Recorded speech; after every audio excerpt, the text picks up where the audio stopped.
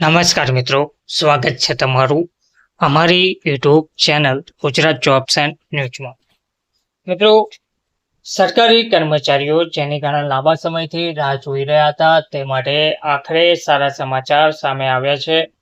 હવે સરકારી કર્મચારીઓને 58% મોંઘવારી ભથ્થું મળવાપાત્ર રહેશે, એટલે કે 3%નો વધારો જાહેર કરવામાં આવી રહ્યો છે. તો જુલાઈ 2025 માટે એઆઈસીપીઆઈ ઇન્ડેક્સનો નવો આંકડો આવી ગયો છે અને તેના તહેવારની સિઝન પહેલા સરકારી કર્મચારીઓ માટે ખુશીની લહેર દોડાવી છે. આંકડા સ્પષ્ટ ઇશારા કરી રહ્યા છે કે સરકારી કર્મચારીઓના મોંઘવારી ભથ્થામાં 3%નો વધારો થવાનું નક્કી છે. ટીએ હાઇકની ક્યારે જાહેરાત થશે? તો સૂત્રોનું માનીએ તો સરકાર પોતાના કર્મચારીઓને દિવાળીની ભેટ આપવાની તૈયારી કરી રહી છે. ઓક્ટોબરમાં યોજાનારી કેબિનેટની બેઠકમાં 3%ના વધારાને મંજૂરી આપવામાં આવી શકે છે તેવું કહેવામાં આવી રહ્યું છે. ક્યારથી લાગુ થશે? તો આ વધારો 1 જુલાઈ 2025થી લાગુ માનવામાં આવશે.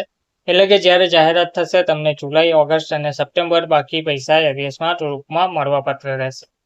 ડીએનું ગણિત સમજીએ તો કઈ રીતે થશે 3%નો વધારો? તો મોંઘવારી ભથ્થું એઆઈસીપીઆઈ ઇન્ડેક્સના આંકડા પર નિર્ભર કરે છે.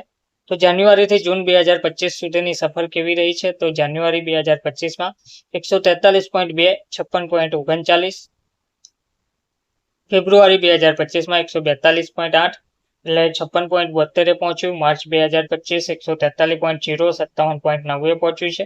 એપ્રિલ 2025માં 143.5, 57.47, મે 2025માં 144.0, 57.85 અને જૂન 2025 145.0 એટલે કે 58.18 એટલે કે 58% ડીએ હવે મળવાપાત્ર રહેશે. જેમ તમે જોઈ શકો છો તેમ જૂન 2025ના અંતમાં ડીએનો કુલ આંકડો 58.18% પર પહોંચી ગયો છે. નિયમ પ્રમાણે ડીએને દશકમાં આપવામાં આવતું નથી, તેથી તે 58% નક્કી માનવામાં આવી રહ્યું છે.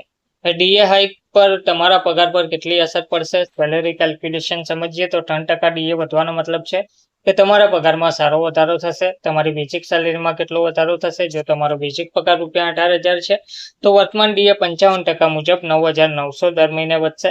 નવું ડીએ 58% તો ₹10,440 દર મહિને વધશે. માસિક વધારો ₹540 અને વાર્ષિક વધારો ₹6,480 વધારો થશે.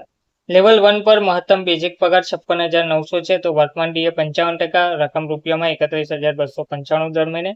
નવું ડીએ 58%, 33,002 દર મહિને.